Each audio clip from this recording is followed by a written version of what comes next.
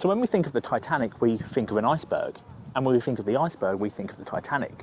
Two completely different beings that have been brought together by one massive historical event, and will no doubt be entwined for centuries to come.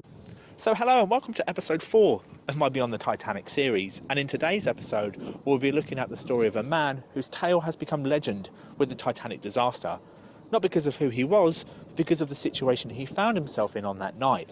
Within the space of just under a minute, he will be involved in an event that would be scrutinised for over a century to come. The name of the man is not very well known, however the 3 words he spoke that night have become synonymous with the Titanic disaster.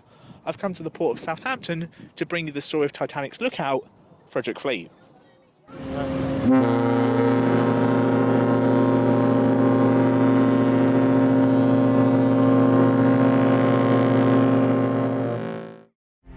She was the largest ship of her time, a technological marvel. Sending shockwaves around the globe, her maiden voyage would be her last. Just 4 days into her first crossing, RMS Titanic sank in the North Atlantic, taking 1,500 lives with her. These are the stories of those who witnessed firsthand one of the greatest maritime disasters in peacetime history. Is there anyone there? Yes, what do you see? Iceberg, right ahead! Scientists of a joint U.S. French expedition said today they have found wreckage of the ocean liner whose name is a legend, the SS Titanic.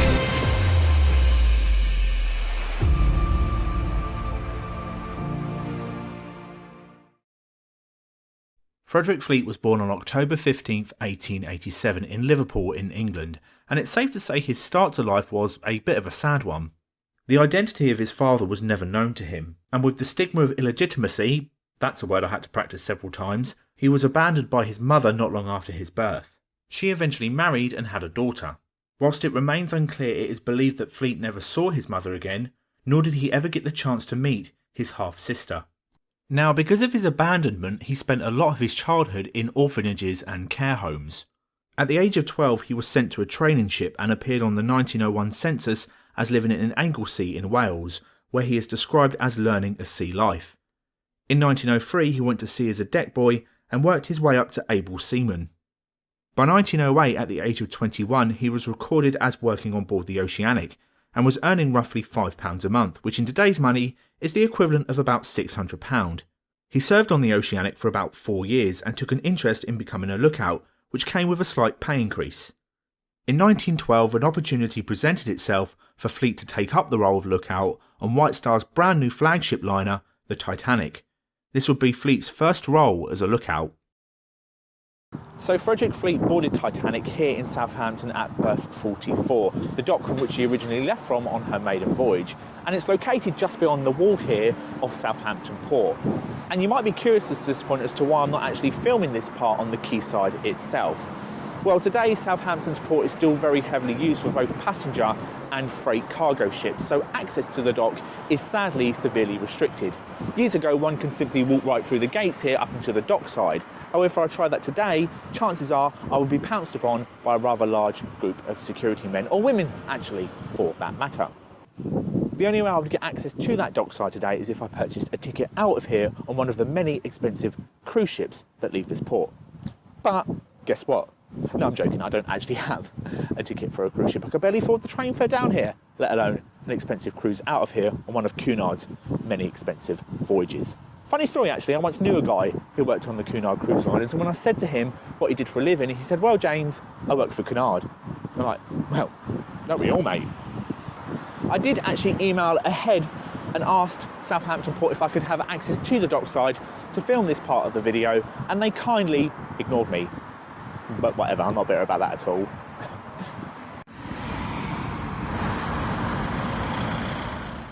So at this point I was actually going to send up my drone to give you a bird's eye view of the dockside, but when I went to pack it I remembered I don't actually own one because they're hellish expensive. So I'm going to hand over to Google Earth at this point to give you said bird's eye view of the dock. Who knows, if this channel takes off I might actually be able to invest in a drone for future videos, but that really is on you guys liking, sharing and subscribing, so thanks in advance. So I was positioned around here for a recording, and if we zoom out, Titanic was docked for her maiden voyage roughly around here, just a stone's throw away from where I was actually recording, but alas, security would not permit me access. So close, but yet so far. The best I can do is this footage I shot when I was in Southampton of a cruise ship leaving from roughly around the same area as Titanic, just on the opposite quayside. You can actually view Titanic's dockside by getting a ferry out of Southampton to the other side of the water, but I thought, seeing as I was on a Titanic themed trip here, I thought it best not to tempt the fates by going out on open waters. Now, one of the many things that I love about Southampton is its tiny little Titanic links dotted around the city. Take these gates, for example. This is the railway entrance to Southampton's docks. And on the morning of Titanic's sailing, White Star Line chartered 2 special boat trains leaving from London Waterloo, one for third class and second class, and then an hour later exclusively for first class. They would have made the hour or so journey down the line and pulled up right beside Titanic. Passengers would have then transferred from the boat train onto the ship in one swift, easy motion. Only if you were first or second class. Actually, if you were third class, you were subject to health checks before boarding. Now obviously Fleet spent the majority of his time during Titanic's voyage fulfilling his duties as Titanic's lookout, but he of course wasn't her only one. He worked in a small group of crewmen manning her crow's nest, which was located on her forward mast, approximately 90 feet above the waterline and around 40 feet above the deck. Working on a rotational watch basis, it was their duty to ensure Titanic's lookout was manned 24 hours a day for the entire voyage.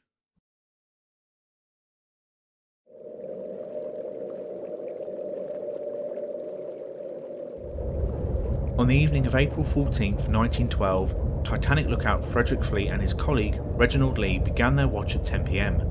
The moonless night was clear and calm, with one surviving passenger later describing that the sea was like glass.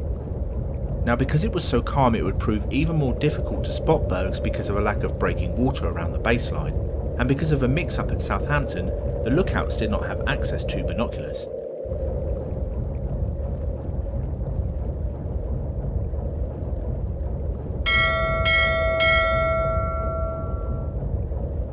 At 11:39 p.m, Fleet was stationed here in Titanic's crow's nest, staring out into the night, when he spotted what he later described as a large black mass suddenly emerge from the darkness. Within a few seconds of realisation, Fleet reached up and rang the crow's nest bell 3 sharp times. This is the standard indication that something lay directly in the path of the ship. Now technically, at this point, Fleet's job was done. It was now up to the bridge crew to identify said object and take the appropriate course of action. However, Fleet went one step further that night and telephoned the bridge. 6th Officer James Moody answered and asked Fleet, "What do you see?" Fleet then responded with those now 3 famous words of "Iceberg" right ahead. Moody then thanked Fleet and hung up. And the rest, they say, is history. Hand to starboard! Hand to starboard, sir!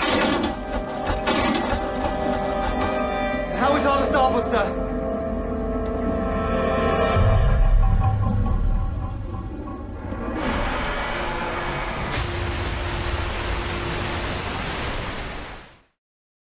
After the collision, Fleet made his way to the boat deck, where he was ordered into lifeboat number 6 by 2nd Officer Charles Lightholler, which left Titanic at 1:10 a.m.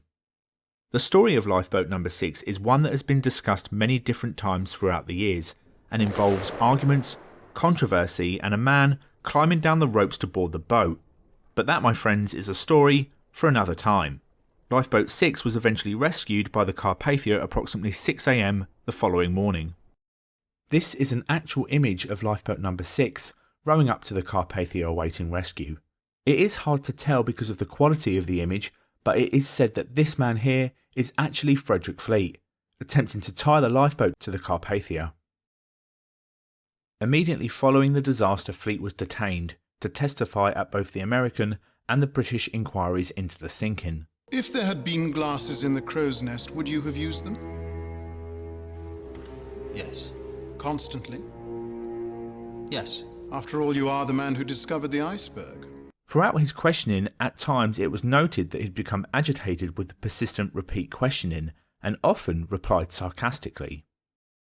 On many different occasions he expressed his opinion that if the lookouts had been provided with binoculars, the ship would have avoided collision. Do you think that if you had had glasses, you could have seen the iceberg sooner? Certainly. How much sooner do you think you could have seen it? In time for the ship to get out of the way. So that it is your view that if you had had glasses, it would have made all the difference between safety and disaster. Yes. So why didn't Titanic's lookouts have binoculars? The answer to that is, well, they did, they just didn't have access to them. The reason why lies with the bridge and a lost key. Just days before Titanic was due to depart, there was a last-minute reshuffle of crew. White Star decided to appoint a Mr. Henry Wilde as chief officer. This meant that Titanic's original chief officer, a Mr. William Murdoch, was demoted to first officer. Charles Lightoller was then bumped down to second officer. Titanic's original second officer, a Mr. David Blair, was then relieved from his role completely and asked to leave the crew, thus missing out on Titanic's maiden voyage. Blair's dismissal came as a huge disappointment to him, and in a postcard to his sister-in-law just days before the sinking he wrote, "This is a magnificent ship.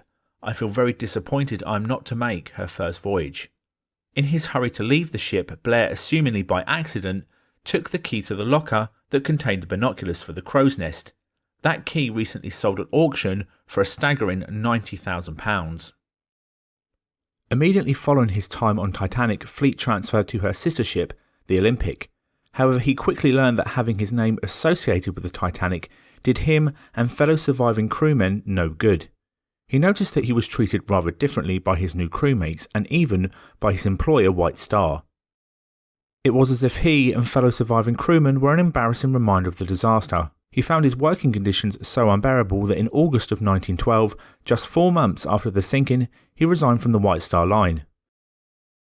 For the next 24 years, Fleet served for many different lines, including the Union Castle Line and Cunard, and during the First and Second World War he served on merchant vessels. Now I am pleased to say that during his life, Fleet found love, and in 1917 he married his long-term partner and love of his life, Miss Eva Ernstine Legros. I just hope I'm pronouncing that properly. Together the couple had a daughter named Dorothy who was born in November 1918. In 1936, at the age of 49, he decided to leave the sea for good and was employed by Holland & Wolff, the company that built the Titanic, to work in their Southampton shipyard. Now later on in life, Fleet and his wife struggled financially, so much so that in his retirement he was forced to take up part-time work selling the local newspaper from a stand somewhere located around here on Poundtree Road.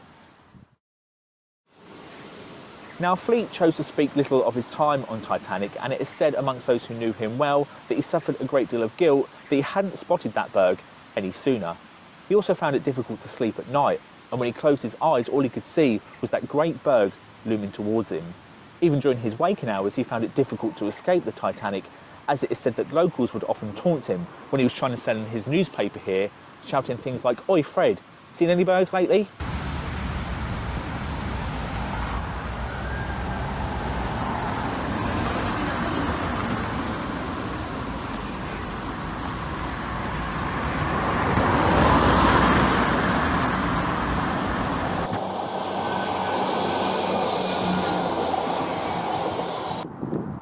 Now, because of his difficult financial situation, Fleet and his wife were forced to move into rented property with his wife's brother, just located outside of Southampton city centre, in a property just over there on this road. We're going to go and take a look and see what remains today.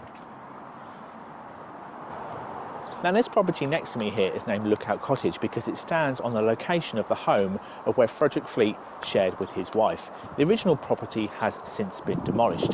The only sign of this street's Titanic connection is the plaque on front of the house there. Now, throughout his life, Fredrick Fleet was described as a family man who was completely devoted to them, and he was once quoted to saying to his daughter that when your mother goes, I won't be far behind. Sadly, towards the end of 1964, his wife's health had started to decline, and on December 28th of the same year, his wife suddenly passed away after a short illness. Now, the death of his wife completely devastated Fleet, and to make matters worse, his wife's brother evicted him from the family home that they shared here because he could no longer keep up with the rent. With the loss of his wife, his home, and no doubtedly still carrying the grief from the Titanic disaster, Fredrick Fleet fell into a deep state of depression. And just 13 days after the loss of his wife, he returned here on January 10th, 1965, and took his own life.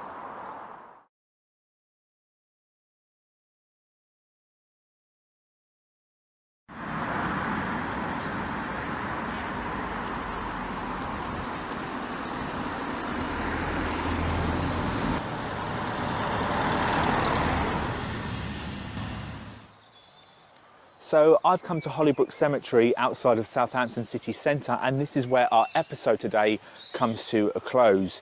Fleet's life had ended just as sadly as it had begun, and with little to no finances he was buried somewhere here in the cemetery in an unmarked pauper's grave. However, that's not quite the end of Fleet's story. For 28 years Fleet rested unmarked and forgotten. However, in 1993, the Titanic Historical Society raised funds through donations, and his grave was finally located and marked with a headstone that you can see here. In a way, Fleet remained a victim of the Titanic his entire life. The guilt he carried with him must have been a burden that overshadowed him. Fleet's name will forever be associated with those famous 3 words of Iceberg right ahead. As time has passed, history has become a little bit kinder to him, and in my opinion, he has very little to be held accountable for that night. He followed all orders given to him, and it was simply pure luck that he happened to survive. The debate as to whether he could have seen the iceberg sooner still continues to this day, but I'm pretty sure Fleet did all he could that night with the resources available to him to avoid collision.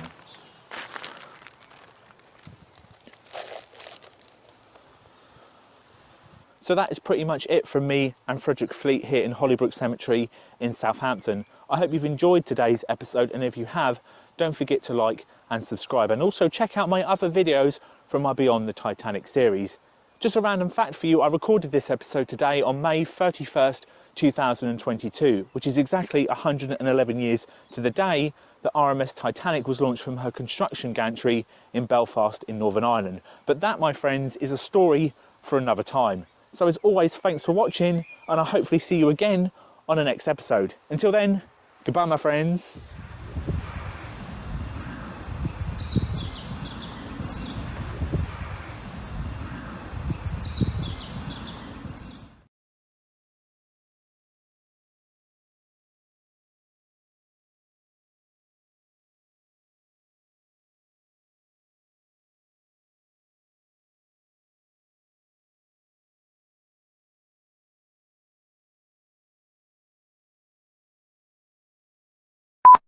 But that depends on you guys liking, subscribing. So at this point I was actually going to I can't do it now. I can't do it. Sadly, towards the end of 19... Why do they do that? I just got my microphone in a sock. Got my microphone in a sock. It's clean. Because I got my wind fluffer that didn't work, so my microphone is in a sock. You don't get this on the BBC. Hello, welcome to Bargain Hunt, and my microphone's in a sock. Stop.